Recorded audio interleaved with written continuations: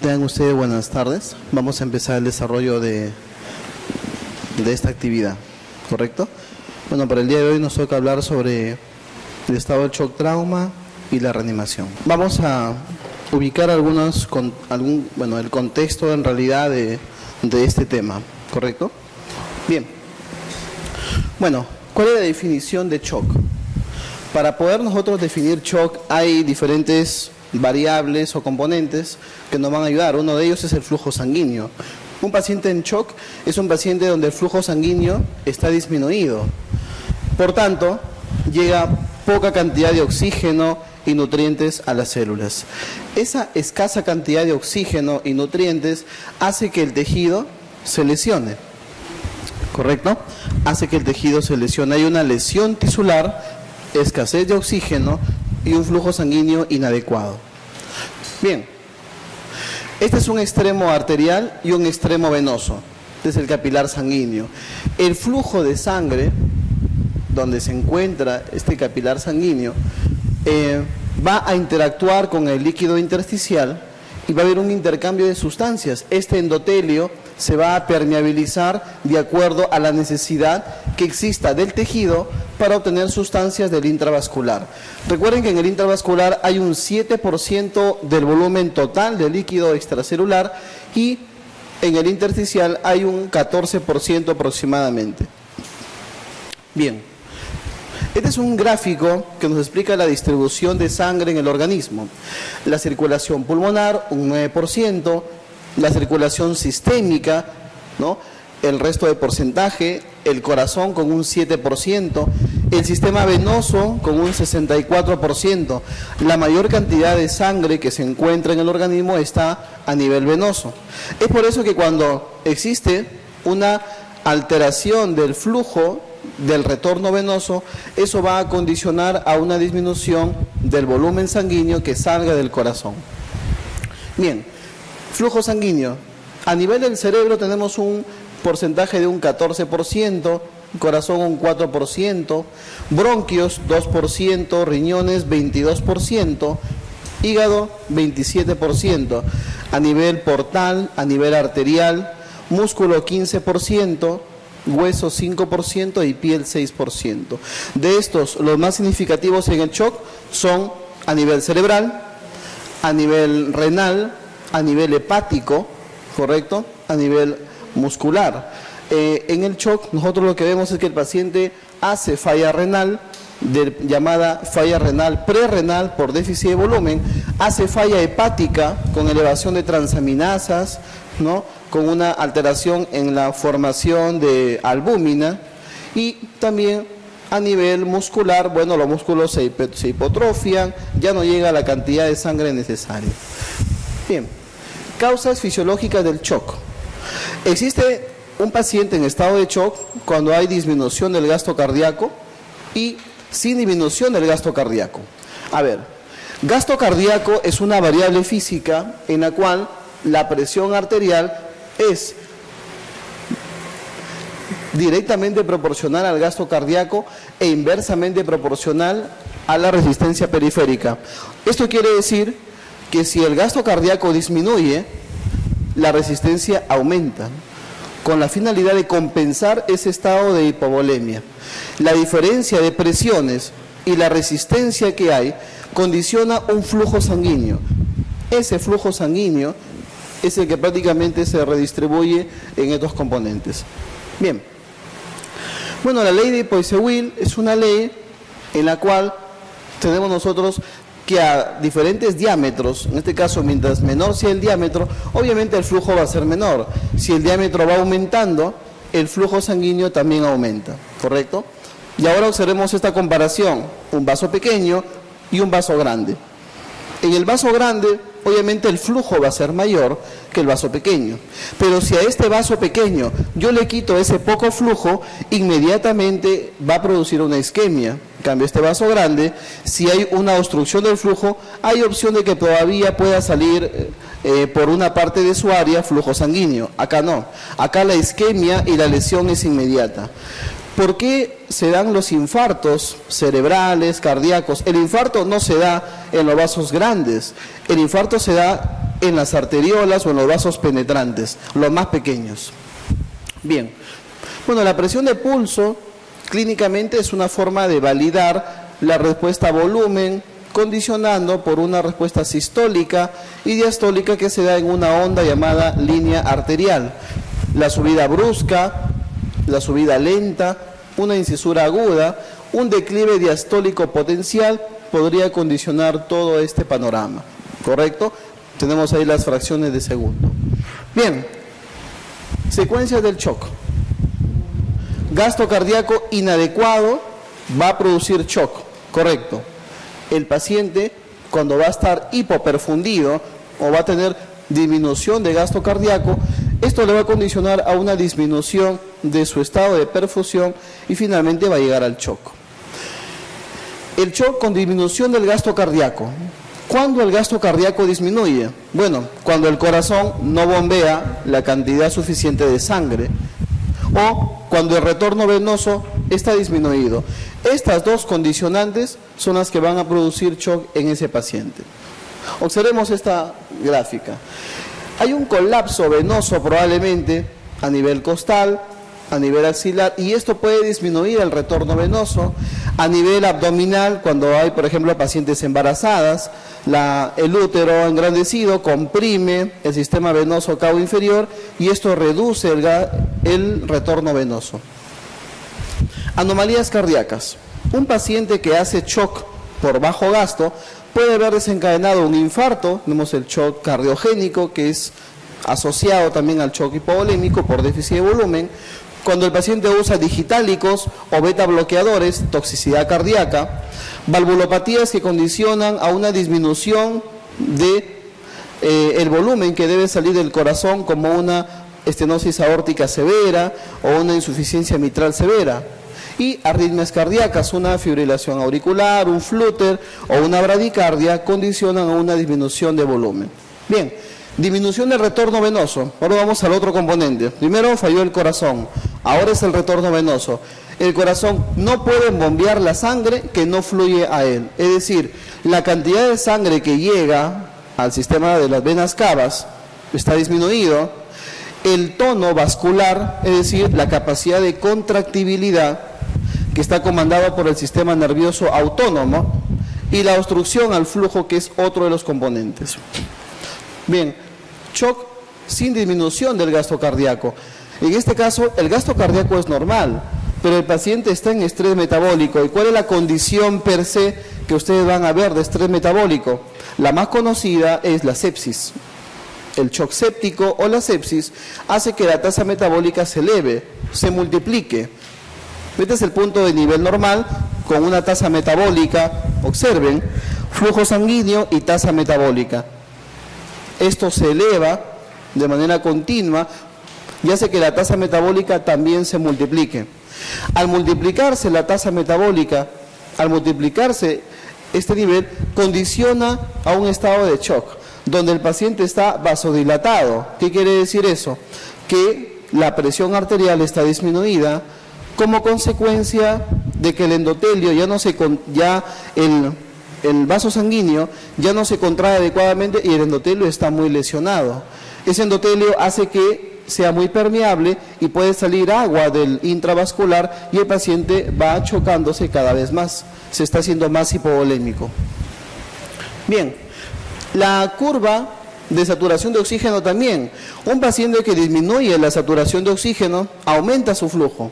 Y una de las respuestas que vemos es lo siguiente: el paciente está saturando 100%, después empieza a saturar 90%, ya el paciente hace taquicardia en 90%, de 80 de frecuencia pasa a 100, a 110, la saturación cae ahora a 80%, la frecuencia está en 150, 160, ¿por qué? Porque es una respuesta al déficit de oxígeno. Una vez que el punto de corte cae, el paciente empieza a saturar 50%, menos de 50%, esa frecuencia, en vez de subir, empieza a disminuir, porque el corazón ya no tiene el oxígeno necesario para contraerse. Entonces, cuando tenemos valores de saturación por debajo de 20 o de 25, esto prácticamente hace que el paciente entre a la bradicardia, ¿correcto? Bien. La presión arterial y el shock. La pregunta es, ¿la presión arterial en realidad nos sirve en el shock? Bueno, hay que decir que sí nos sirve y a la vez que no nos sirve, porque puede haber un paciente en estado de shock y su presión arterial media es normal.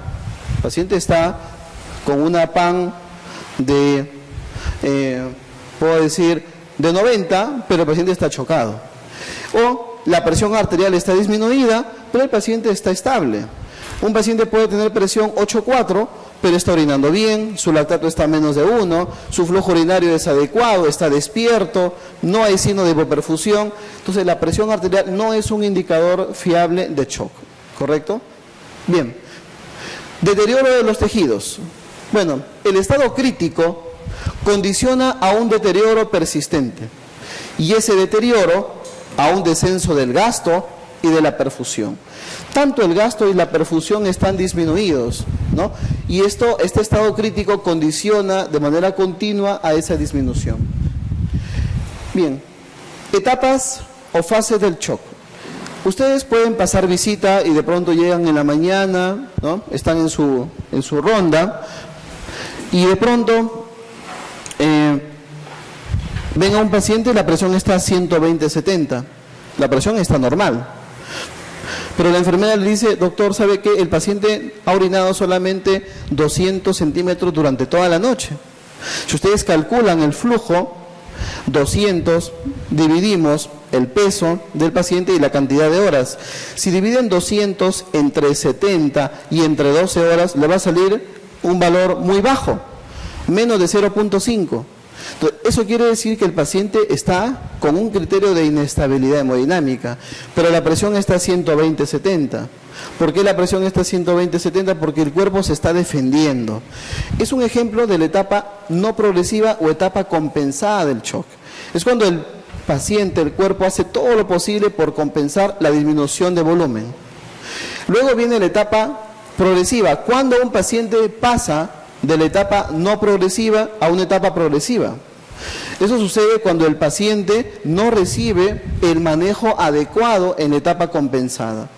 Un paciente que no ha sido tratado adecuadamente en la parte compensada pasa a la fase descompensada y luego pasa a la fase irreversible. Bien, shock provocado por hipovolemia, que es disminución del volumen sanguíneo. La hemorragia. La hemorragia condiciona una disminución de la presión de llenado. Disminución de la presión de llenado. Y esto disminuye el retorno venoso. Hay dos condiciones clínicas que hacen que disminuya tanto el volumen como el retorno, y es la hemorragia per se, ¿correcto? Un sangrado activo condiciona a una disminución brusca del volumen y a fallas orgánicas inmediatas. Observemos este gráfico. Esta es la presión arterial y este es el gasto cardíaco, ¿correcto? Gasto cardíaco y presión. Observen cómo ambas variables, a partir del 20%, entre el 20 al 30%, ya empiezan a disminuir. Si un paciente pierde el 20% de su volumen, es decir, de un volumen de 5 litros, un paciente pierde 1 litro, ya al perder 1 litro, su presión arterial empieza a disminuir. Pero si el paciente pierde el 30%, es decir, o la cuarta parte, que es 1,5 litros a más, ¿no? O 2 litros a más, de 1,5 litros ya la presión baja y el gasto baja. ¿Qué hacemos aquí? Si no se maneja esta disminución de volumen, el paciente va a la hipotensión sostenida y el paciente va al gasto cardíaco disminuido. Y miren los porcentajes, si el porcentaje es mayor del 40%, prácticamente la pérdida es muy significativa. ¿Cómo actúa el sistema nervioso? Bien, hay vasoconstricción simpática, sí, en las arteriolas, en los capilares y en las vénulas. La microcirculación se ve afectada, los tres componentes, arteriolas, capilares y vénulas. Bien, el control nervioso es fundamental. Si la cadena simpática cae, en el caso de un shock medular, por ejemplo, en el shock medular por un trauma vértebromedular, se lesiona, hay una sección medular y todo el sistema simpático de manera irreversible se lesiona y ya no hay cómo sostener el tono en el shock, ¿correcto? Bien. Bueno, los reflejos simpáticos que producen, observen, si hablamos de una contracción de la arteriola se contrae para aumentar resistencia, ¿correcto? La resistencia periférica. La contracción venosa es para aumentar el retorno venoso. Entonces tienen dos objetivos. En el tono simpático, las catecolaminas, como adrenalina y noradrenalina, no solo actúan sobre arteriolas, también actúan sobre vénulas. Si actúo sobre arteriolas, ¿mi objetivo cuál es? Resistencia vascular sistémica. Si actúo sobre vénulas, mi objetivo es retorno venoso, ¿correcto? Bien. Mantenimiento de la presión arterial. Bueno, los reflejos simpáticos aumentan la resistencia, estamos hablando netamente de arteriolas, y también pueden aumentar el retorno venoso, estamos hablando de constricción venosa. Bien, el cerebro se afecta constantemente ante una pérdida de volumen, y eso es correcto, el cerebro se afecta. Protección del flujo sanguíneo cerebral y coronario. Veamos lo siguiente, si hay constricción simpática, y esta constricción simpática está disminuida, entonces la autorregulación tiene que darse solamente cuando la presión arterial media sea mayor a 70. ¿Por qué? Porque si la presión arterial media es mayor a 70, el flujo sanguíneo cerebral va a ser mayor a 50, que es el punto de corte, ¿correcto? El sistema circulatorio puede recuperarse siempre que el grado de la hemorragia no supere la cantidad crítica. Si un paciente pierde el punto de corte de la cantidad crítica, que es la tercera parte de su volumen sanguíneo, si perdemos más del 30% y no lo recuperamos en los primeros 30 minutos, ténganlo por seguro que ese paciente va a ir a las fallas orgánicas, falla renal, falla respiratoria, falla hepática, falla cerebral. También hay falla cerebral. La falla cerebral es la isquemia que se produce. La falta de oxígeno y la falta de sangre producen isquemia cerebral. Bien, pasamos a explicar ahora el shock compensado. Bueno, ya sabemos que el reflejo simpático es lo primero que se libera en un paciente crítico, ¿correcto? Las catecolaminas lo que hacen es aumentar la presión arterial. Entonces, el reflejo simpático, el paciente se recupera y voy a prevenir el deterioro circulatorio, voy a prevenir todo lo que lesione al paciente. Pinzamiento de ambas carótidas. Si pinzamos las carótidas, y este es un ejemplo de cómo responden los cuerpos carotídeos y aórticos para aumentar la presión arterial. Si nosotros pinzamos las carótidas, vamos a estimular los cuerpos carotídeos y aórticos y estos van a aumentar la presión arterial.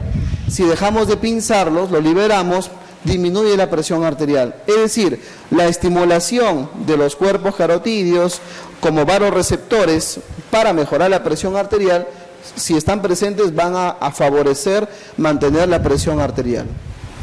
Bien, y obviamente, si hacemos inhibición simpática, esta es circulación normal y esta es fuerte estimulación simpática. A mayor estimulación simpática, en menor pérdida de volumen, el pronóstico va a ser mejor. Bien, hay mecanismos de retroalimentación negativa. Por ejemplo, si secretamos renina, la renina aumenta la angiotensina 2. Tenemos renina, angiotensina.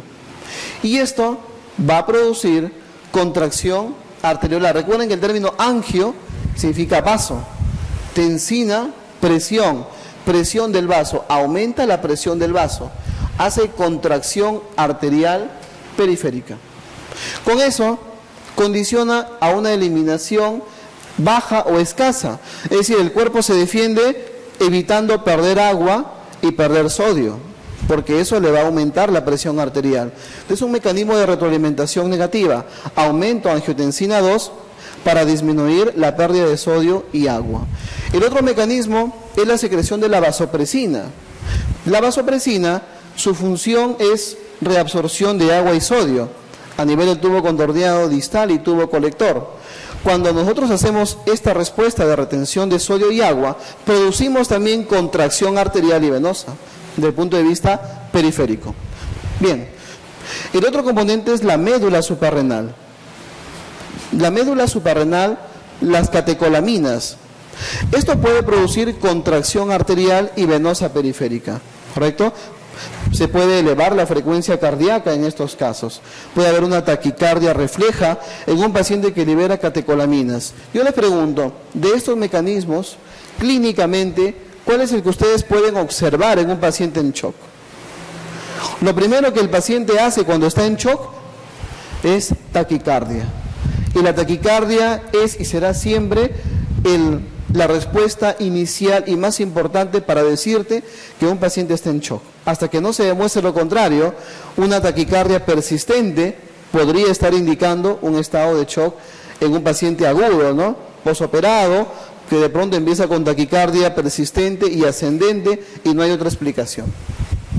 Bien, la disminución de la presión arterial condiciona a la liberación de renina, de angiotensina 2 y finalmente produce esto vasoconstricción y aumenta la presión arterial.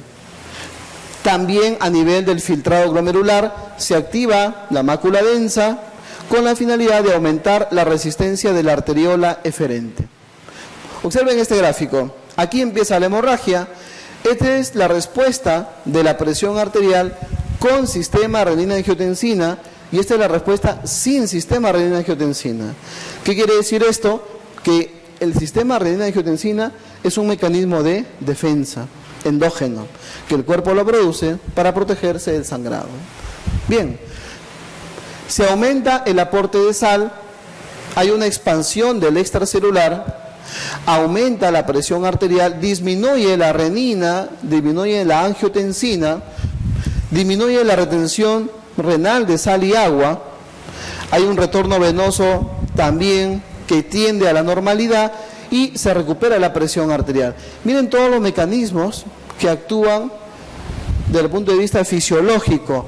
Esto podría condicionar a que el paciente esté en shock, pero esté con presión normal, porque el paciente se está defendiendo.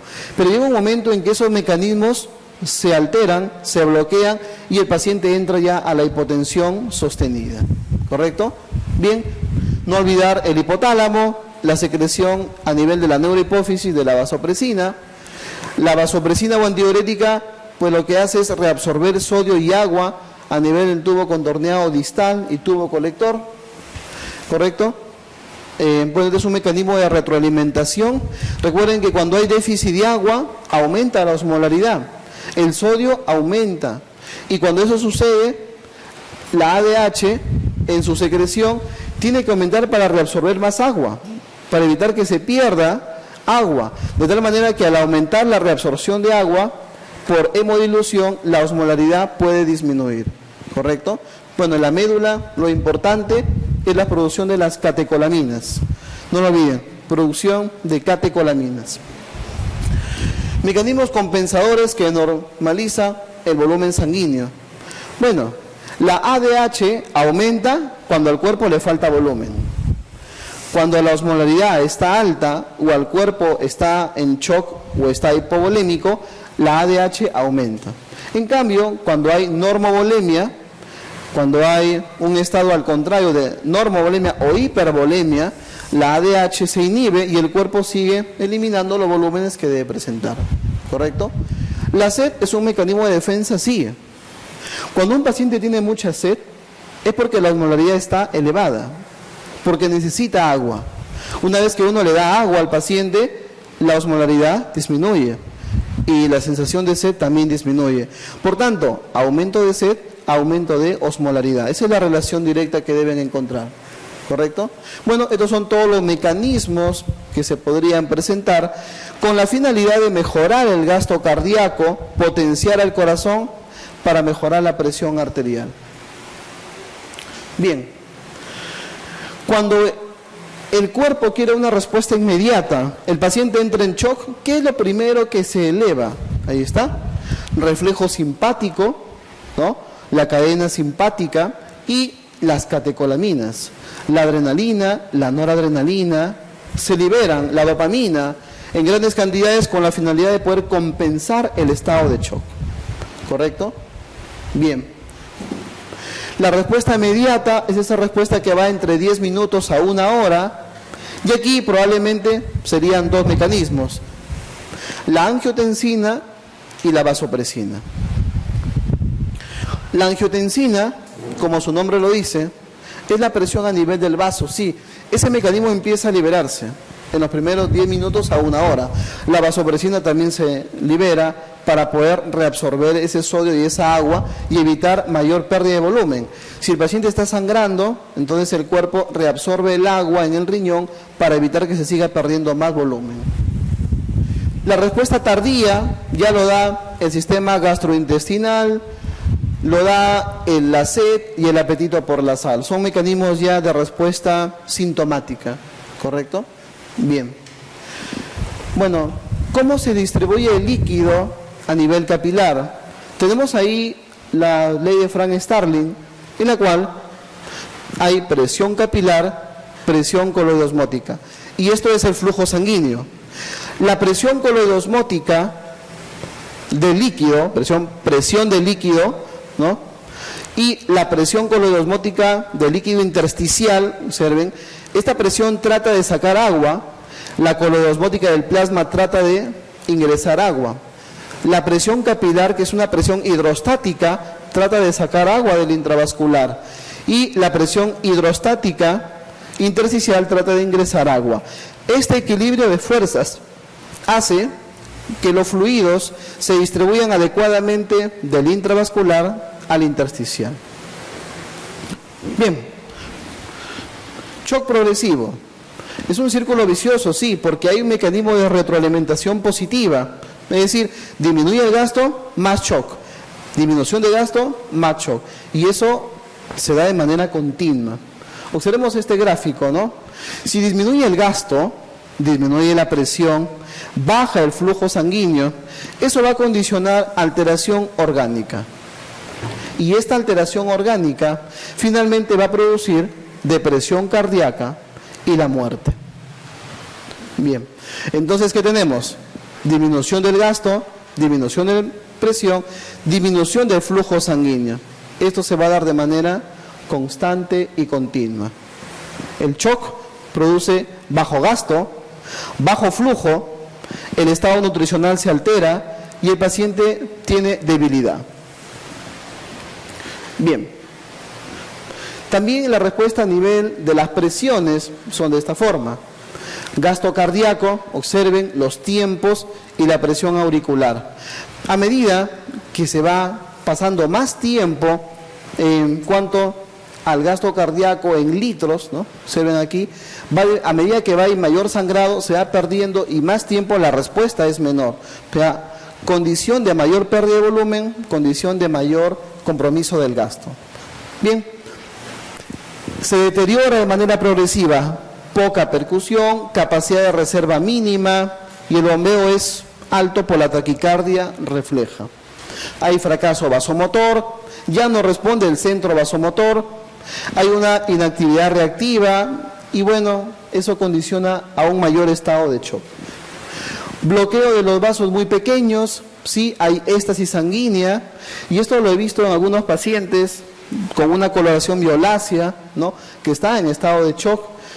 Lentitud del flujo, en la microvascularización está alterado y hay un medio anaeróbico, la producción de lactato y la producción de CO2. El paciente llega a hacer hipercapnia y hiperlactacidemia. La acidez es consecuencia del shock y la acidez perjudica más al paciente en estado de shock, ¿correcto? Bien, el problema de la permeabilidad es que ese endotelio ya está lesionado. Si el endotelio está lesionado, eso condiciona a que las células endoteliales se aperturen, haya orificios o huecos y esto puede hacer que salga el volumen, salga el agua del intravascular y vaya al intersticial. Eso lo va a condicionar, ¿correcto? Va a haber hipoxia capilar, aumento de la permeabilidad capilar, va a haber transudados hacia los tejidos. Eso es lo que se va a comprometer. Bien,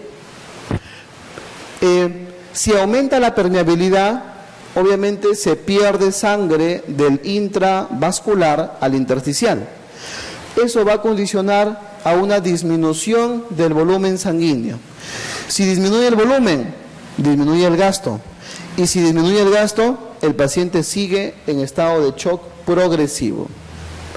Bueno, otro tipo de shock que podemos encontrar es aquel donde se liberan sustancias tóxicas. La histamina es un potente vasodilatador que hace que el cuerpo entre en una hipotensión severa de manera inmediata. La serotonina, algunas enzimas tisulares que van a lesionar el tejido, ¿no? La endotoxina, que es producida por las bacterias y que esta endotoxina va a condicionar una respuesta inflamatoria cuyo objetivo va a ser mantener más hipotenso al paciente. Los bacilos gram negativos liberan endotoxinas muy potentes, la pseudomonas aeruginosa, el Acinetobacter baumannii están dentro de esta categoría. Disminuye el flujo sanguíneo, la absorción aumenta pero de endotoxinas y el paciente se deteriora clínicamente más. Esto es lo que vemos en la UCI todos los días, en la emergencia. Pacientes que con infecciones severas entran en un estado de shock severo. Bien, todo el cuerpo se altera. Hay un deterioro celular generalizado, hay falla hepática, hay síndrome hipotónico, hay edema celular, disminución de la mitocondria, no hay capacidad de formación de energía y el paciente muere por depresión energética. Finalmente, ¿qué es lo que nos espera? La necrosis. El estadio final de un estado de shock es la necrosis, ¿no? Obviamente es primero la hipoxemia, la hipoxia, la isquemia, necrosis y muerte. Prácticamente un tejido necrosado es un tejido que está muerto. No todas las células se dañan por igual en el shock, ya que algunos tejidos tienen un aporte sanguíneo mejor que los demás. Los extremos arteriales están mejor nutridos que los venosos. Bueno, eso es por la perfusión y por la dirección de flujo. La acidosis condiciona más shock. La acidosis sanguínea disminuye el metabolismo oxidativo, es decir, la vía es anaeróbica, se forma menos oxígeno y más radicales libres y más CO2, ¿correcto? Entramos ya a la etapa del shock irreversible.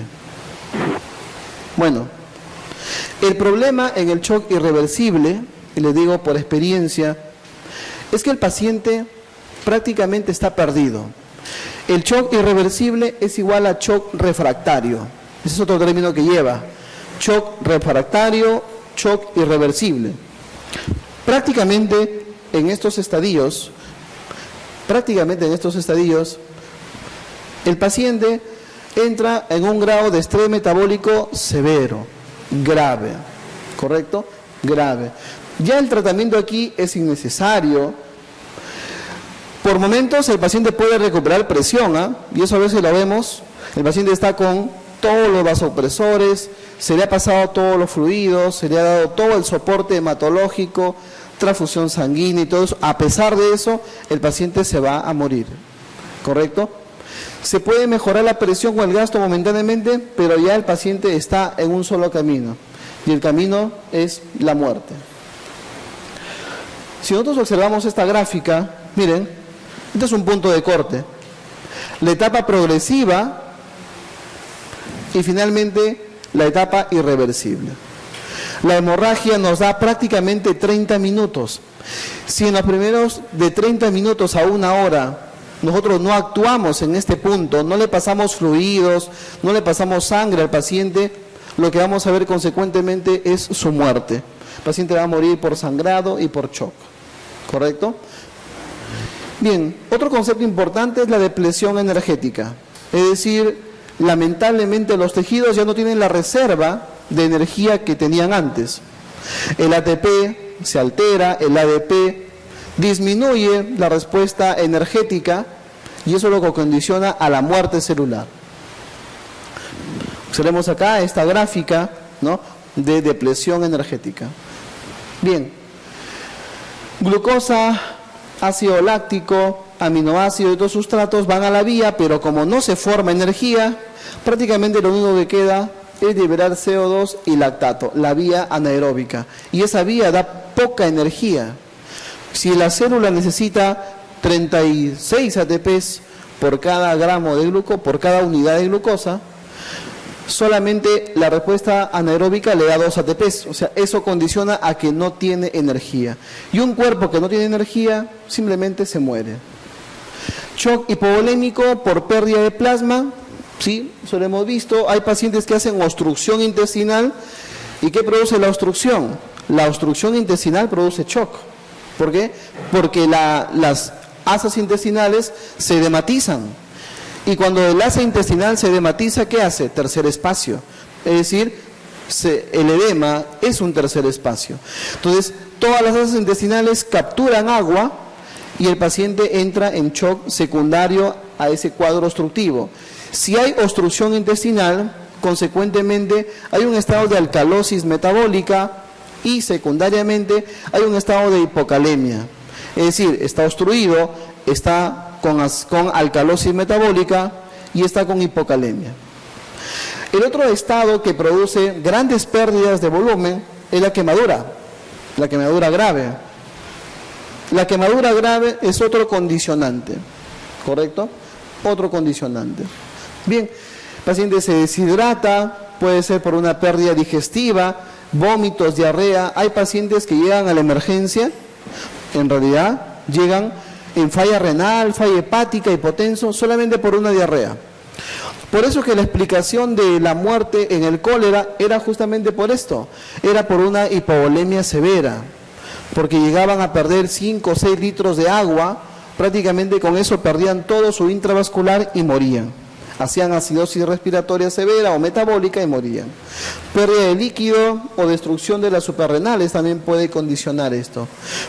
El shock hipovolémico en un traumatismo produce hemorragia, hay daño del capilar y el capilar pierde volumen. Y esa pérdida de volumen condiciona. El shock neurogénico es cuando se pierde el tono vasomotor. El problema es que el tono vasomotor controla la dilatación masiva, es decir, todos los capilares están ahí contrayéndose y relajándose continuamente. Yo le quito la cadena simpática de manera severa, toda la cadena simpática, y los vasos se abren y ya no se cierran, o lo hacen muy lentamente. Ese es el nivel del shock neurogénico. Y hay una insuficiencia vascular porque ya no hay avance de volumen. ¿Correcto? Bien. El anafiláctico es cuando se produce una gran cantidad de histamina, la disminución drástica de la presión arterial y del gasto cardíaco condiciona a un estado de hipoxia cerebral. Es por eso que los pacientes que hacen shock anafiláctico son pacientes que hacen depresión cardiovascular severa y llegan a la hipoxia celular y hacen una patología llamada encefalopatía hipóxico-isquémica, secundario a este shock. ¿Correcto? Por eso, ¿cuál es el manejo? El manejo es la epinefrina, subcutáneo o bueno, endovenoso, que tiene que contrarrestar no a la sustancia que está produciendo la anafilaxia, sino a la depresión cardiovascular. La utilización de la epinefrina subcutánea es para compensar la disminución brusca de la presión y del gasto comandado por el sistema simpático. ¿Correcto? El basófilo, el mastocito producen la histamina y eso condiciona un aumento de la capacidad vascular, hay dilatación venosa. Si hay dilatación venosa, hay hipotensión. Si hay hipotensión, disminuye el retorno venoso. Vamos al otro aspecto. Ahora las arteriolas. La arteriola se dilata y como consecuencia de eso hay una disminución de la presión arterial. Disminuye la presión arterial, hay aumento de la permeabilidad capilar y hay una pérdida de líquido y proteínas de manera constante. Bien. Bueno, esta ha sido la primera parte de esto. Hemos hecho un repaso rápido. Creo que esos conceptos ustedes ya los tenían, pero era necesario poder refrescarles un poco más estos conceptos. Bien, vamos a pasar a la segunda parte, ¿no?, que es la reanimación cardiovascular.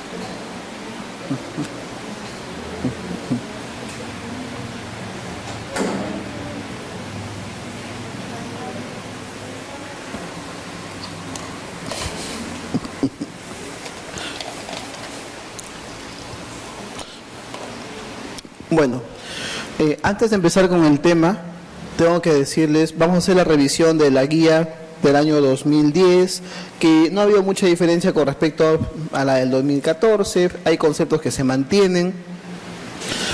Lo que nos van a preguntar prácticamente está en esta exposición, así que no es mucha variación con respecto a la guía anterior.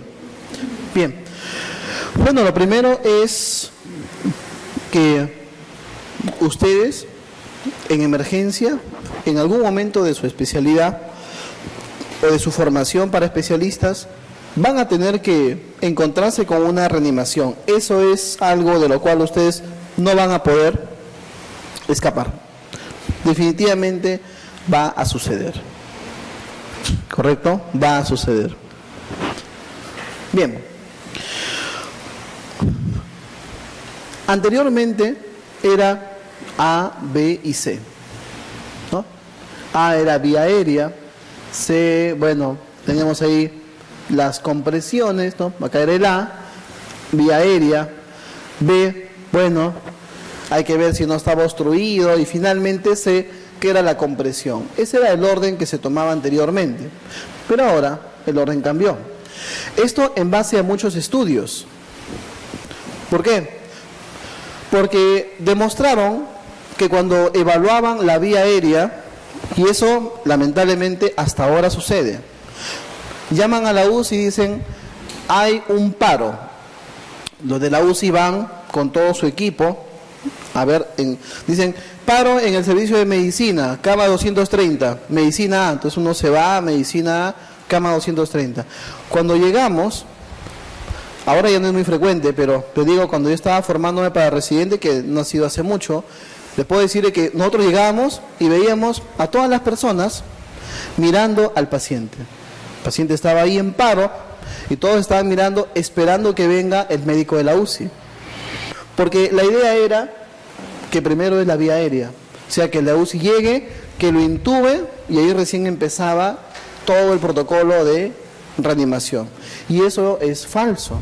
Ya se demostró que no debe ser así. Que uno tiene que iniciar primero la compresión. Y la compresión lo puede hacer cualquier persona. Todos podemos hacer una compresión. Hay unos cursos que ustedes van a llevar, que es el ABLS, el ATLS, que lo van a llevar en su formación, porque todos tenemos que reanimar a los pacientes, todos tenemos que saber reanimación. Como vamos a estar en hospitales y vamos a ser formados durante 3 o 5 años, tenemos que aprender reanimación. Entonces, vamos a hacer un repaso básico y algunas cosas que les voy a decir que espero que les interese. Primero, que empezamos por la compresión, ¿ya? Todos lo pueden hacer. Obviamente hay que saber cómo hacer la compresión. Luego, vemos la vía aérea. Finalmente, hacemos ya una evaluación, ¿no?, del despejo de liberación de la vía aérea. Bien, a ver, para empezar, el RCP debe ser hecho por un equipo multidisciplinario, donde todos deben saber lo que hay que hacer. Por ejemplo, ella está dando el masaje cardíaco, él está fijando el tubo, aquí la doctora le está dando ventilación asistida, ella debe ser la enfermera que está poniendo las vías. Todos cumplen un rol. Y él, bueno, no sabemos quién es. Probablemente sea el que está evaluando el trabajo de todos ellos, ¿no? Puede ser. Bueno, lo que se recomienda en el masaje cardíaco es que debe ser una frecuencia de al menos 100 por minuto. Es decir, más de 100. Más de 100. ¿Cómo se logra eso?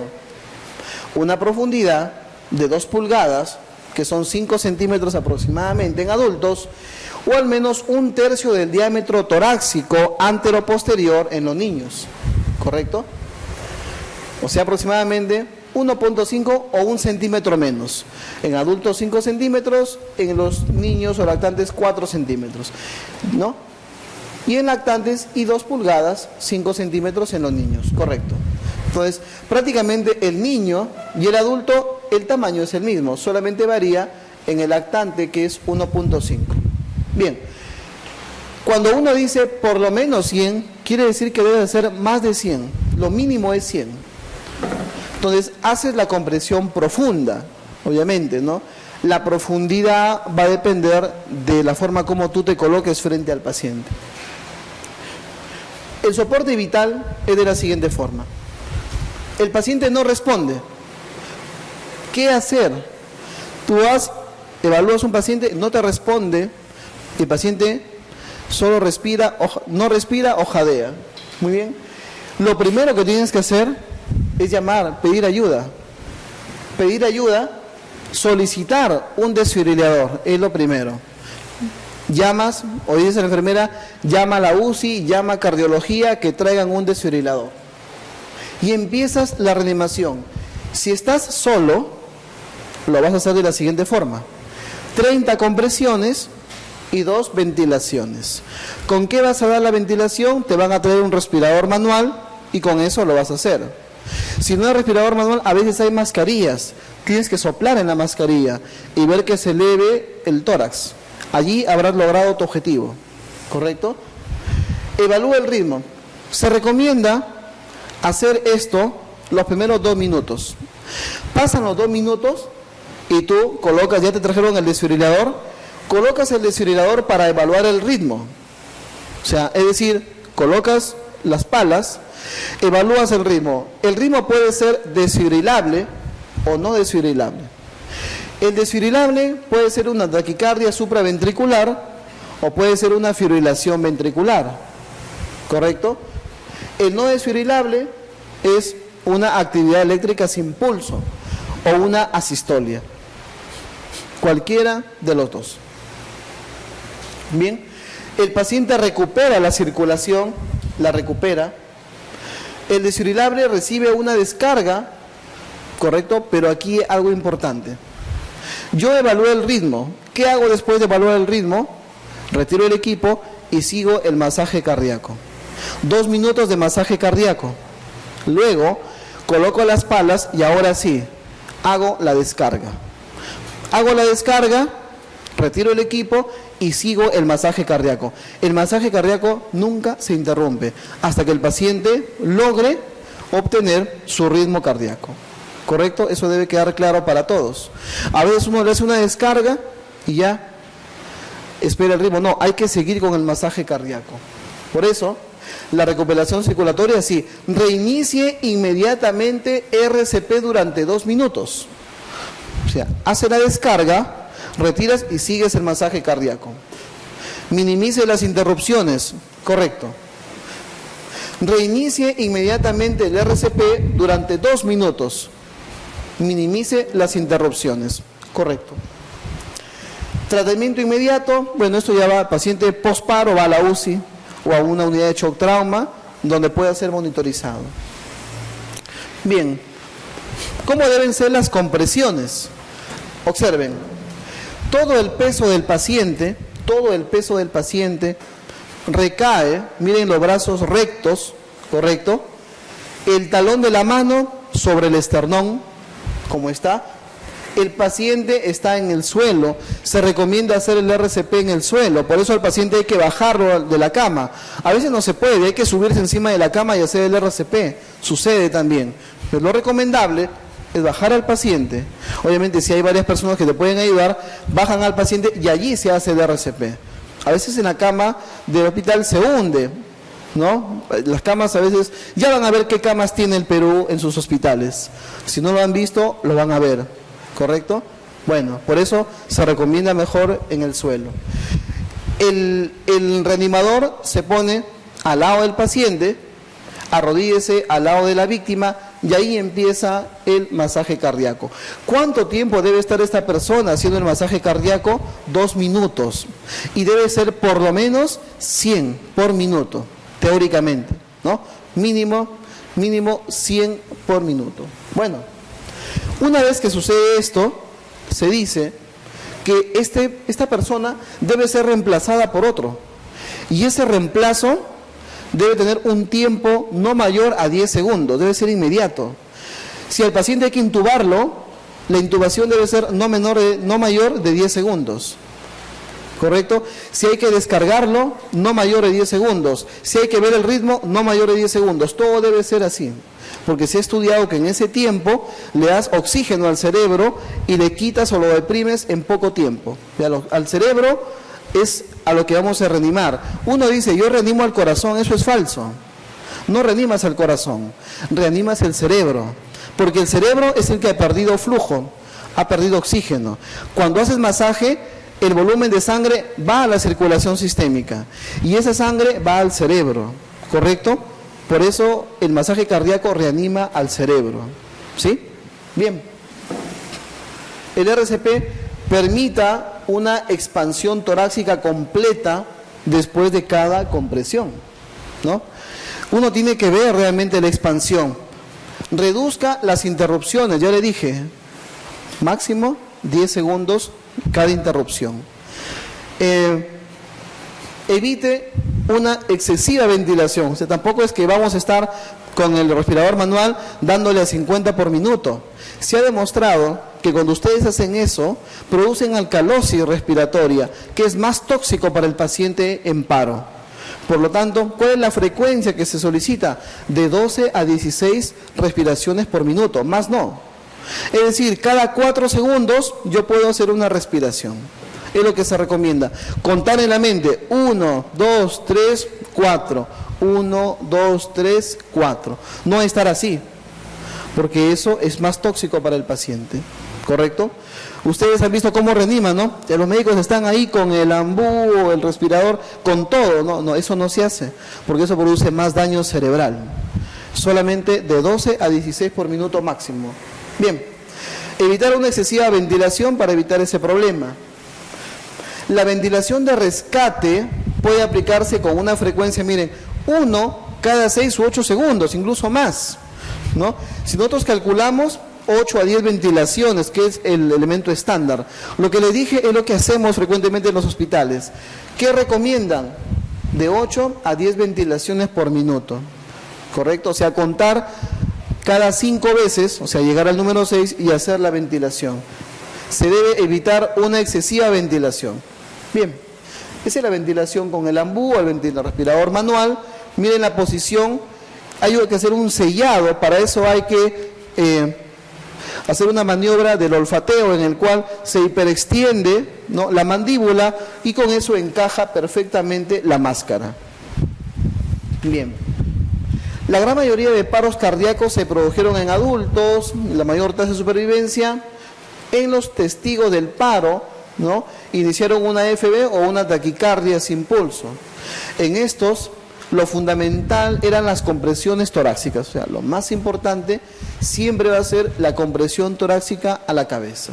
Bien, esta es la cadena de supervivencia que hay que recordarla. Primero, no se olviden, primero hay que pedir ayuda. ¿De qué me sirve estar masajeando si no sé el ritmo del paciente? Primero hay que pedir ayuda, luego hay que iniciar masaje cardíaco, hay que ver el ritmo y desfibrilar.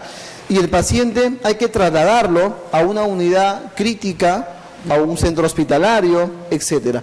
Esta cadena de supervivencia se ha hecho para las personas en la calle, ¿eh?, ahí, en lo común. En otros países, los niños de 11 o 12 años saben manejar DEAs. Dentro de su desarrollo académico en el colegio, les enseñan a usar los desfibriladores. ¿Cuántos de ustedes saben usar un desfibrilador? No lo sé, pero en otros países los niños son resucitadores. Por eso que este esquema, como ustedes verán, se ha hecho para llamar al, por ejemplo acá sería, ¿no?, al 911, allá al 119, ¿no?, y decir que hay un paciente en paro y ellos se activa una alarma y el DEA más cercano a ese punto va inmediatamente, ¿correcto? En los aeropuertos hay dispositivos de desfibrilación que se usan constantemente. Cuando un paciente se activa una alarma, sacan el dispositivo y hay personas entrenadas en usarlo. Y puede ser cualquiera que haya recibido una charla de RCP. Masaje cardíaco, ritmo de desfibrilación, finalmente transporte y bueno. Entonces, no responde, no respira o no respira normalmente, solo jadea o boquea. Activar el sistema, obtener un DEA, iniciar RCP, comprobar el ritmo, desfibrilarlo, hasta que el paciente recupere su ritmo y finalmente transportarlo a un centro hospitalario. Bien. Se dio mayor énfasis en la compresión torácica. Si está uno solo, la relación es la que les dije, ¿no? 30-2, ¿correcto? Solo usando las manos. Como ven ahí, el paciente, la persona está dándole el masaje cardíaco y luego tiene que darle la ventilación asistida. Bien. Lo otro es abrir la vía respiratoria. Muy bien. Cuando ya estoy con masaje cardíaco, luego abro la vía respiratoria con la finalidad de colocar un dispositivo. Obviamente vamos a colocar un tubo endotraqueal para poder darle ventilación asistida y proteger la vía aérea. Observen la espalda, los brazos rectos, arrodillarse al lado de la víctima, ¿no? Iniciar el RCP, comprimir, ¿no? Y relajar simultáneamente para poder desplazar el corazón y dar el masaje correspondiente. Bien, entonces el 32, aunque no hay datos publicados, 2 ventilaciones, mejores resultados y compresiones, bueno, pero se hace cuando es un solo resucitador, ¿correcto? ¿Cuáles son las causas del paro cardíaco? Ustedes también deben saber esta representación. Bueno, hay H's y hay T's. La pregunta es, probablemente alguien me dirá, doctor, cuando hay paro en mi hospital o en mi centro hospitalario, le ponemos al paciente bicarbonato, le ponemos al paciente epinefrina, ¿no? Le ponemos, bueno, algunos componentes, amiodarona, de algún ritmo no desfibrilable, etcétera. Correcto. ¿Por qué lo hacen? Primero, a un paciente que ha hecho paro hay que darle oxígeno. Por eso que el masaje cardíaco, ¿qué da? Oxígeno. Porque el volumen sanguíneo, ¿qué transporta? Oxígeno. ¿Correcto? La hipovolemia. El paciente en hipovolemia es un paciente que también tiene que dar oxígeno en el masaje. Un paciente con shock que está sangrando se puede morir con un paro cardíaco, porque la disminución de volumen condiciona a un estado de hipovolemia severa, falla cardíaca y paro cardiorrespiratorio. La acidemia también es otro componente importante. La acidosis metabólica condiciona a un paro cardiorrespiratorio. La hipo o hipercalemia, es decir, el potasio disminuido me produce un paro en sístole. El potasio elevado me produce un paro en diástole. O sea la hipo o hipercalemia son causas de paro cardíaco. La hipotermia también es una causa de paro cardíaco, ¿correcto? Hipotermia. Tóxicos en el T, taponamiento cardíaco, tensión o neumotórax, las obstrucciones, trombosis pulmonar o trombosis coronaria, también son causas de paro cardíaco, ¿no? Bueno, el objetivo del masaje, ¿cuál es? Recuperar el volumen sanguíneo. Si masajeamos el corazón, la sangre va a la circulación sistémica. Y lo más importante, la sangre va al cerebro. Y allí vamos a evitar la hipoxia. ¿Qué es lo que va a definir a un paciente? Va a definir la hipoxia cerebral. Porque o cuando sale del paro queda en estado vegetal, o recupera su capacidad de conciencia y está vivo con nosotros. Son 2 estadios, ¿correcto? ¿De qué va a depender eso? El flujo sanguíneo tiene que ir al cerebro y al corazón. A él lo vamos a reanimar.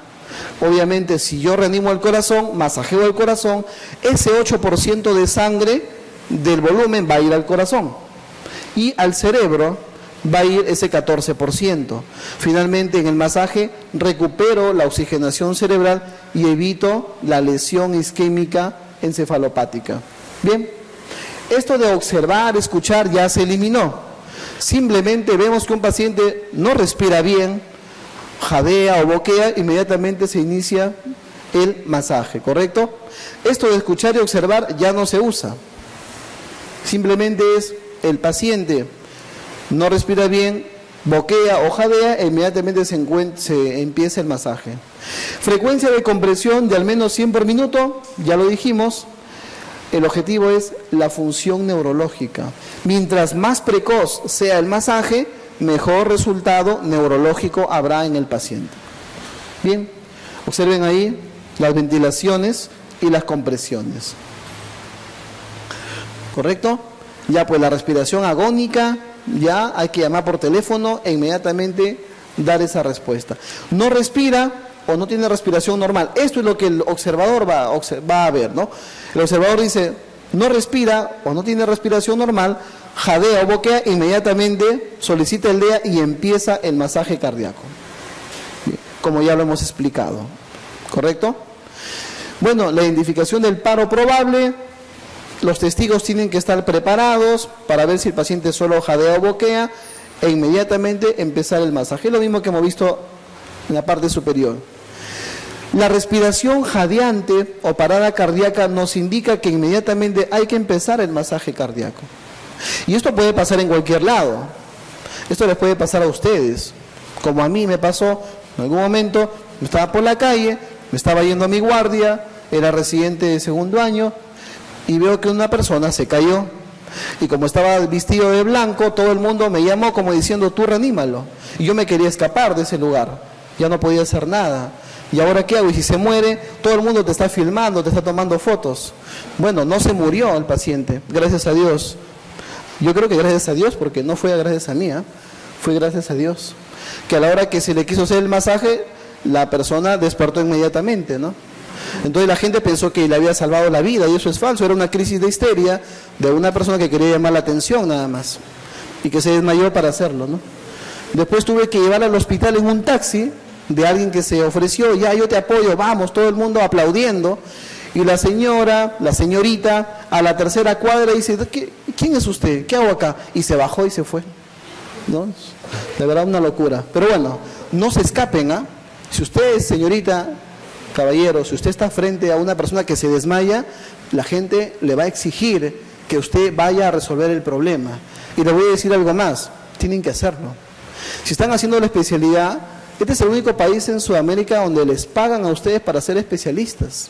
En otros países, ustedes asumen un crédito académico y después de ser especialistas le pagan al Estado durante los próximos 10 años. Si es que tienen que ir a un masaje cardíaco, háganlo, ¿ya?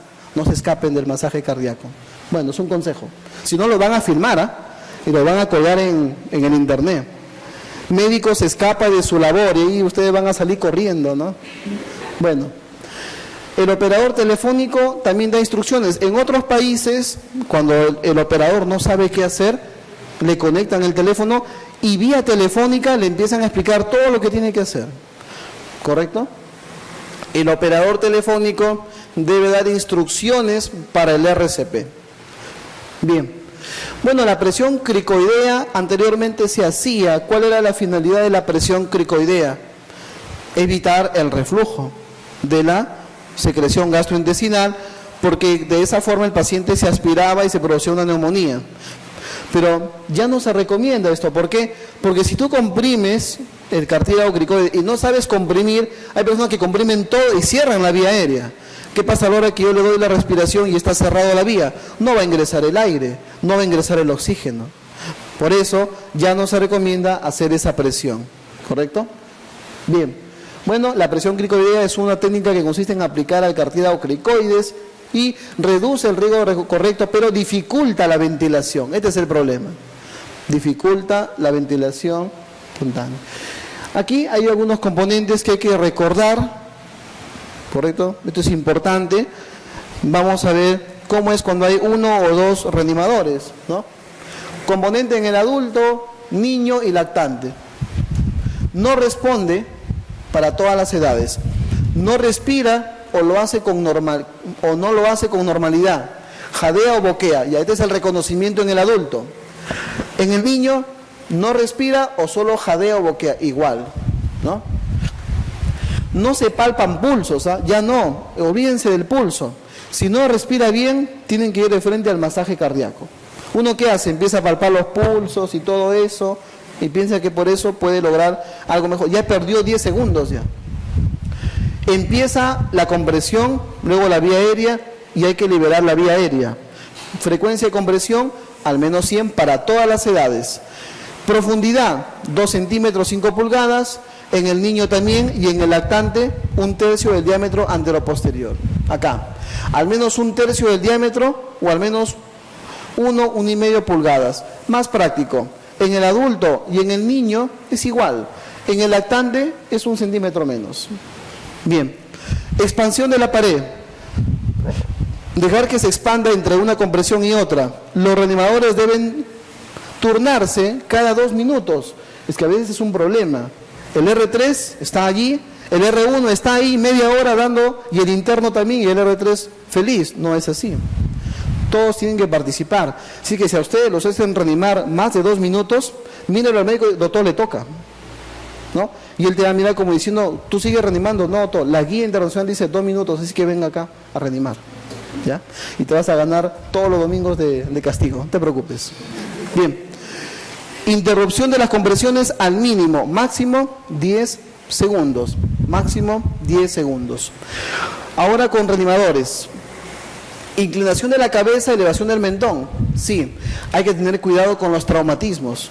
Cuando hagan la tracción mandibular o expansión, ¿no?, hiperextensión, hay que tener cuidado que no haya traumatismo mandibular. A veces se traumatisma, hay un traumatismo de mandíbula y eso puede condicionar a una lesión de elementos vasculares o nerviosos. 30 a 2, 1 o 2 reanimadores, iguales, ¿correcto? En el adulto es igual. En el niño o en el lactante, si hay un solo reanimador, 30 a 2. Pero si hay 2 reanimadores, ya la frecuencia es 15-2. Solamente esto se da en los niños, ¿correcto? Con 2 reanimadores. En el adulto la frecuencia es la misma. Ventilación cuando el reanimador no tiene entrenamiento, únicamente compresiones. Ventilación con dispositivos avanzados, ahí sí es otra cosa. Esta es una ventilación con el respirador manual, pero esto ya es con el tubo endotraqueal, ¿no? Porque ya aquí le estamos colocando, dice, de forma sincrónica, esto ya es con un dispositivo avanzado, es un tubo endotraqueal. Allí le das la ventilación, puede ser una máscara laringia, hasta un dispositivo de cricotiroidectomía también. Ahí le podemos dar la ventilación cada 6 o 8 segundos, 8 a 10 por minuto. La desfibrilación, conectar el DEA. Primero hay que ver el ritmo y después hay que hacer la descarga.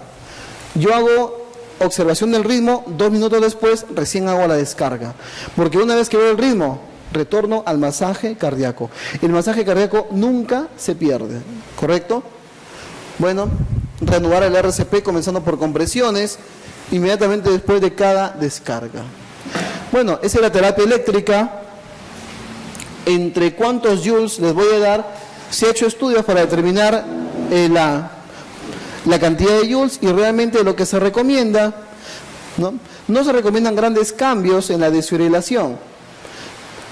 Integración de los DEA, el uso del DEA en hospitales, el uso de DEA en lactantes, descarga frente a RCP en un paro, de una descarga frente a 3, esto es importante, porque con una sola descarga, a veces de una cantidad de joules, con respecto a 3 descargas de menor volumen, no hay mucha diferencia. Tú puedes empezar con el mayor volumen, ¿correcto?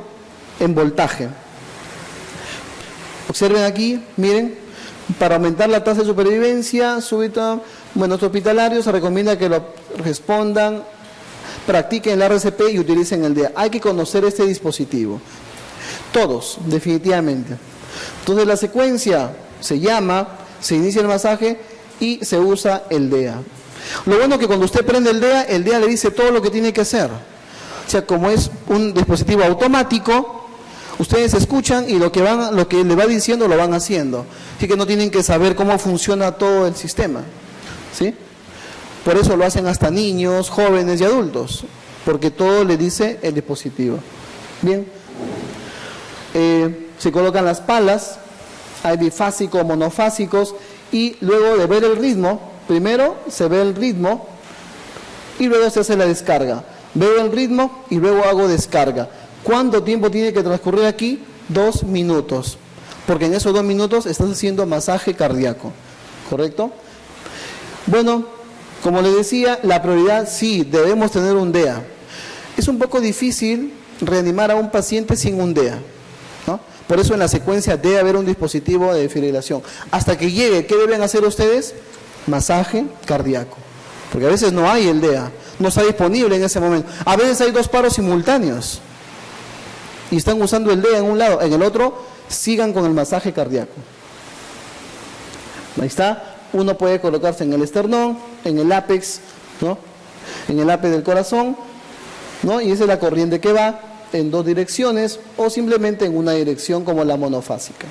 Bien, es el equipo. Bueno, las descargas, como les decía, de una descarga, si una descarga no elimina la fibrilación, el beneficio de otra es bajo, pero bueno, hay que seguirle.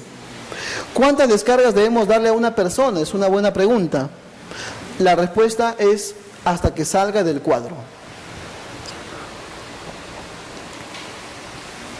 Una persona, en una oportunidad, tuvimos que hacerle 23 descargas. Así como le escuchan, 23 descargas. Después de la descarga 23, salió el paciente. Claro, cuando despertó, su pecho estaba totalmente quemado, ¿no? Es la verdad. Dice, ¿qué ha pasado? No, no se preocupe, eso le va a pasar. Llamemos al cirujano plástico, no hay problema. Pero estaba vivo, ¿correcto? Bien. Bueno, las ondas de desfibrilación, 200 joules es un voltaje que debemos usar en la descarga, ¿correcto? Otros usan 120 y lo van escalando hasta 200, pero como le dije, no hay diferencia. Puedes usar 200 joules de frente en la primera descarga. Bien. Durante el RCP, ahí está lo que hay que hacer. La compresión debe ser de alta calidad, ¿correcto? Hay que darle oxígeno al paciente. Hay que usar un capnógrafo. Las compresiones deben ser continuas. Hay que darle volumen. El paciente está chocado. Adrenalina cada 3 a 5 minutos. La epinefrina. Hay que colocarla, ¿correcto? Ya saben, cada 3 a 5 minutos. Ustedes van contando. Empecé el masaje, no hay respuesta. Le pongo epinefrina. En 3 minutos en promedio le pongo otra. Luego le pongo otra. Ese es el efecto del manejo de la epinefrina.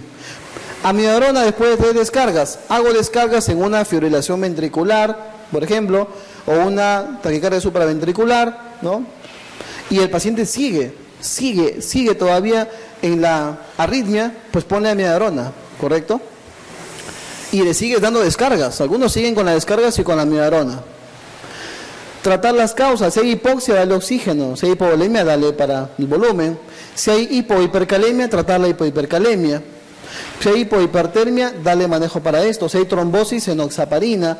Si hay neumotoras de tinción, drenaje torácico, taponamiento cardíaco, pericardiocentesis. Si hay tóxicos, hay que dar el antídoto. O sea, todo tiene que ser manejado de manera continua. El problema es, ¿cuál de estos es? No lo sabemos, porque el paciente está en paro.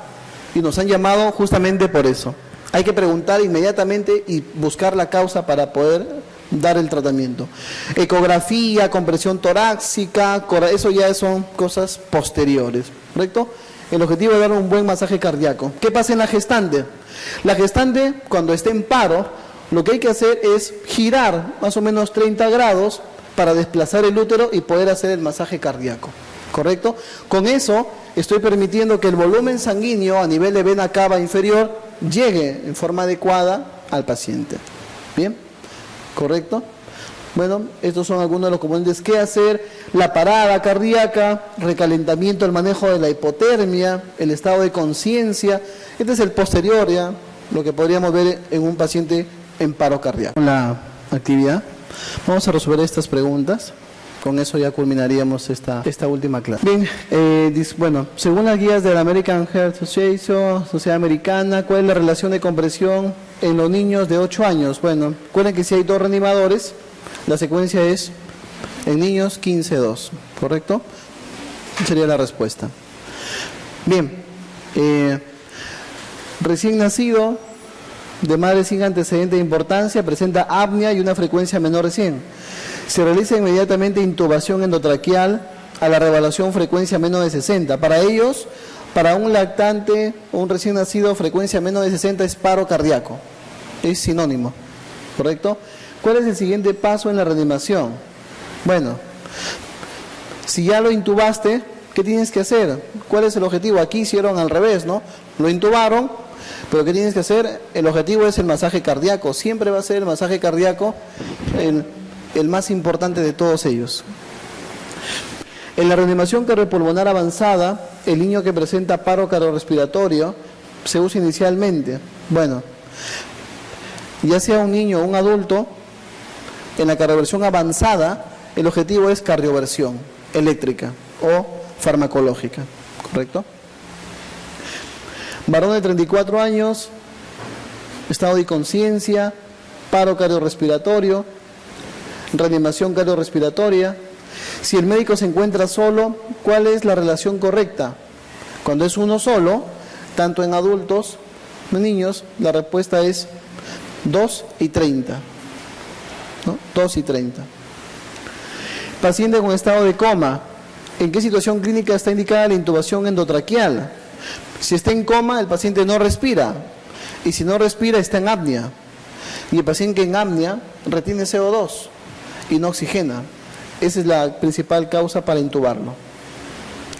Mujer de 45 años, obesa, 2 horas después de haber sido operada de histerectomía, dolor intenso en el pecho, disnea, lipotimia, sensación de muerte, no ingurgitación, reforzamiento del segundo ruido, enfoque pulmonar, cianosis y taquicardia. Esto concuerda con algo súbito, y lo súbito es el tromboembolismo pulmonar. Cuando hay una operación, la circulación, ¿no? Mucho más según una histerectomía, la circulación pélvica, la circulación abdominal son muy confluyentes y pueden liberar trombos. Y esta sería la causa del tromboembolismo pulmonar.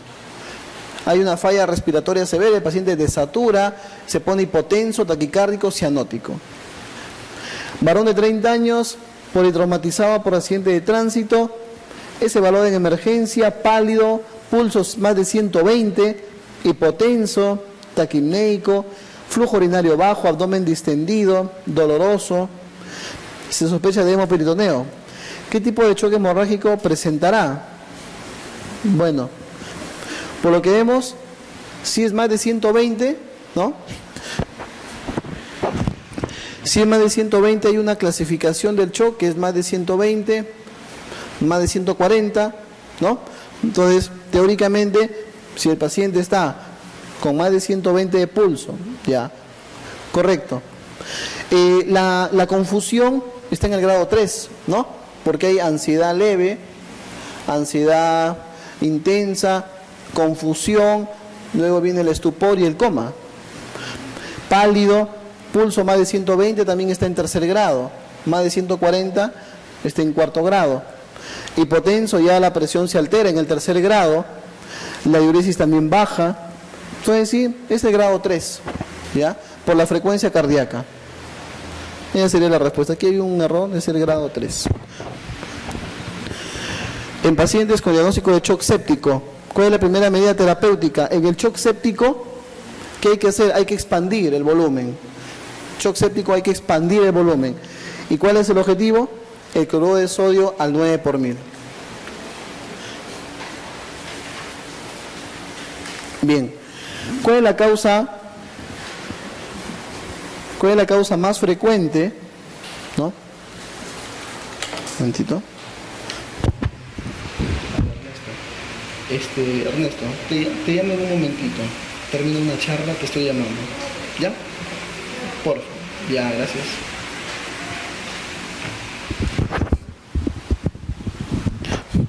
Bien. ¿Cuál es la causa más frecuente? Bueno, ¿qué pasa cuando hay embolia? El embolismo se da porque el corazón está en una arritmia, y la arritmia más frecuente es la fibrilación auricular. Esa fibrilación auricular condiciona la formación de trombos en el corazón, y estos son expulsados a la circulación sistémica, van e impactan y obstruyen el flujo sanguíneo distal. Esa sería la respuesta. ¿Cómo se encuentra la presión oncótica en un paciente quemado? Está disminuida porque el paciente pierde proteínas. Hay una hipoproteinemia severa porque pierde gran área de superficie corporal. ¿Cómo se encuentra la presión oncótica? Disminuida. Lactante de 3 meses, presenta cuadro de 24 horas, 15 deposiciones, frecuencia 200, 62 ojos hundidos. Este paciente está deshidratado severo. Mucosa oral seca, cutis marmóreo, llenado capilar 4 segundos. ¿Cuál es el tratamiento inicial? Aquí el objetivo es que tenemos que expandirlo. Y siempre la solución isotónica o el cloruro de sodio al 9 por 1000 es lo mismo, ¿ah? Solución isotónica es igual a cloruro de sodio al 9 por 1000. Sería la elección. Lactante de 8 meses, hace un día vómitos, igual vómitos, deposiciones líquidas. Siempre los lactantes son los que se chocan porque les falta volumen y lo hacen de manera severa. Tendencia al sueño, ha hecho falla renal, ¿no? Llenado capilar prolongado. ¿Este paciente en qué está? Está en un choque hipovolémico, secundario a la deshidratación severa que presenta. Lactante de 8 meses, hace un día presenta vómitos en 8 oportunidades, 10 deposiciones líquidas, fiebre. Actualmente tendencia al sueño, escasa micción, frecuencia 158, respiratoria 58, temperatura 38,9, está somnoliento, piel fría distal, mucosa seca, turgencia disminuida, pulso débil, llenado capilar prolongado. ¿Cuál es el diagnóstico más probable? Igual, es un paciente con choque hipovolémico. El aumento de la presión arterial secundario a la administración rápida de adrenalina. Endovenosa se produce debido a la adrenalina, es una catecolamina que tiene efecto alfa-1. La epinefrina y la norepinefrina tienen efecto alfa-1, alfa-2, beta-1 y beta-2. Pero el más importante es el alfa-1, porque con eso van a producir aumento de la resistencia vascular sistémica. El aumento de la presión arterial secundario a la administración rápida de dosis altas de adrenalina endovenosa es debido a respuesta alfa-adrenérgica. Bien.